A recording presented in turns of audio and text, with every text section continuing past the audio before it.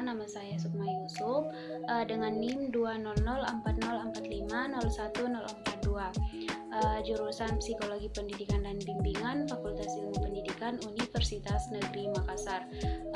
Pada kali ini di sini saya akan membuat video untuk memenuhi salah satu tugas dari praktek konseling 1, di mana di sini saya akan memaparkan materi teori behavioristik dengan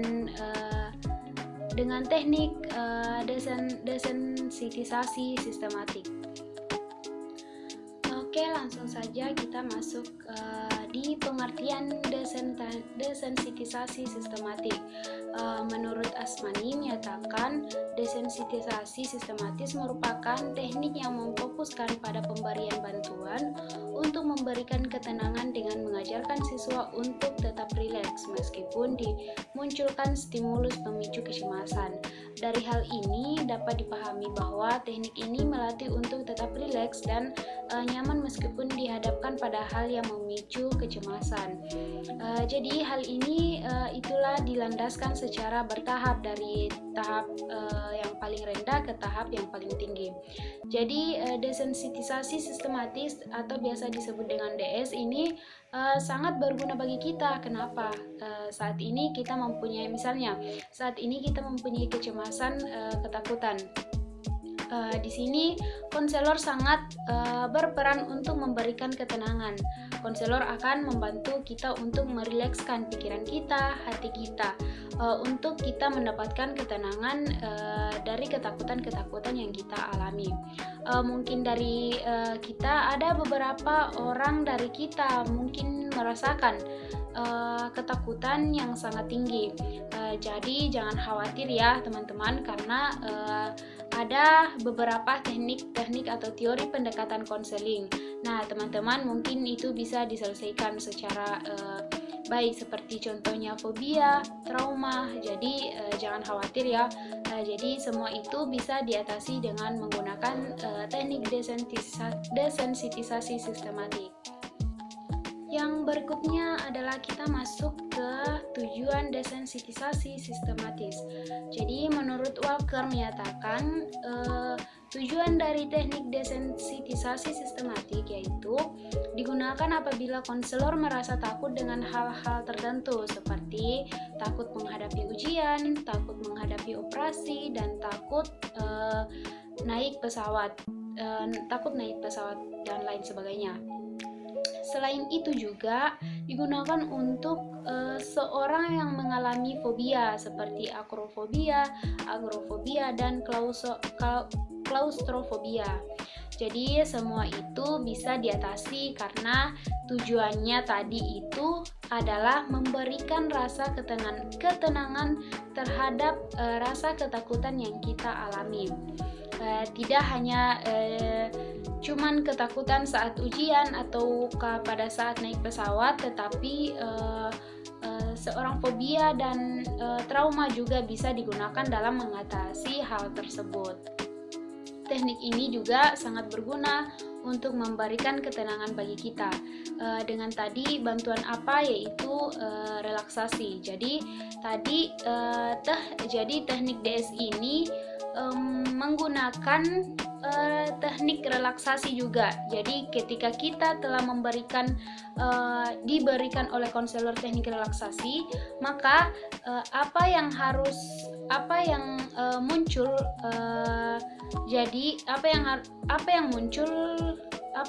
perasaan-perasaan apa yang akan muncul seperti perasaan-perasaan tenang dan tidak khawatir lagi terhadap stimulus itu memicu perasaan-perasaan tadi. Yang berikutnya adalah ada tahap-tahap desensitisasi sistematis.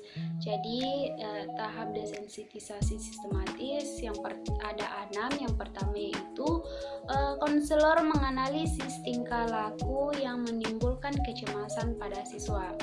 Jadi di sini konselor tentunya akan menganalisis tingkah laku apa yang dimunculkan dari kecemasan tersebut pada saat konseling menceritakan kecemasan. Contohnya, aku cemas ketika ada kecoa di depan saya sehingga saya berteriak ah. Jadi nah itu akan dilihat di sini di sini akan dianalisis oleh konselor. Yang dianalisis tersebut adalah kecemasan apa yang dialami oleh konseli. Yang kedua yaitu menyusun hierarki secara bersama antar konselor dan siswa mengenai situasi yang menimbulkan kecemasan, dimulai dari tingkat paling rendah sampai dengan tingkat yang paling tinggi. Jadi di sini kecemasan siswa disusun secara sistematis ya, sehingga mudah dalam pemberian stimulus secara bertahap, menghasilkan respon yang berbeda-beda.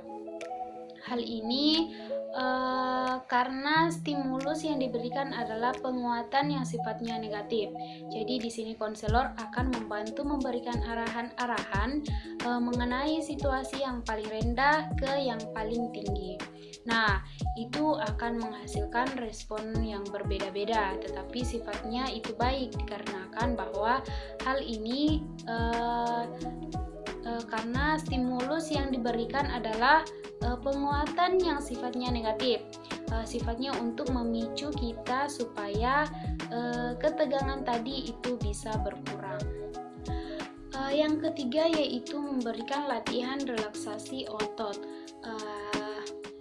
dimulai dari lengan, kepala, leher, bahu, bagian belakang, perut, dada, serta anggota badan bagian bawah yang lainnya. Relaksasi dilakukan untuk menciptakan kondisi yang nyaman bagi siswa baik secara fisik maupun mental. Jadi di sini relaksasi itu tidak hanya memberikan ketenangan, tidak, tetapi juga memberikan kenyamanan kondisinya. Kenyamanan baik secara fisik maupun secara mental. Jadi tidak hanya memberikan kenyamanan tetapi juga memberikan sebuah ketenangan. Yang keempat yaitu siswa diminta membayangkan situasi-situasi yang nyaman dan menyenangkan. Yang sudah saya tadi jelaskan tentunya tadi ya, saya jelaskan bahwasanya menciptakan kondisi-kondisi yang nyaman. Yang kelima yaitu siswa diminta menutup mata dan membayangkan suatu hal yang mencemaskan dari tingkat yang paling rendah ke tingkat yang paling tinggi. Stimulus kecemasan ditingkatkan apabila siswa mampu tetap bersikap nyaman atas kecemasan yang dimunculkan. Jadi kan tadi mulai dari rendah ke yang paling tinggi. Jadi pada saat si konseli merasa sudah paling tinggi kecemasan tadi atau stimulus tadi yang ditampilkan oleh konselor, nah masih merasa bersikap nyaman, pasti kecemasan itu tadi sudah berkurang. Kenapa? Hal itu terjadi nah tadi konsepnya kita itu siswa diminta untuk tutup mata, membayangkan suatu hal yang mencemaskan dari yang paling rendah ke yang paling tinggi.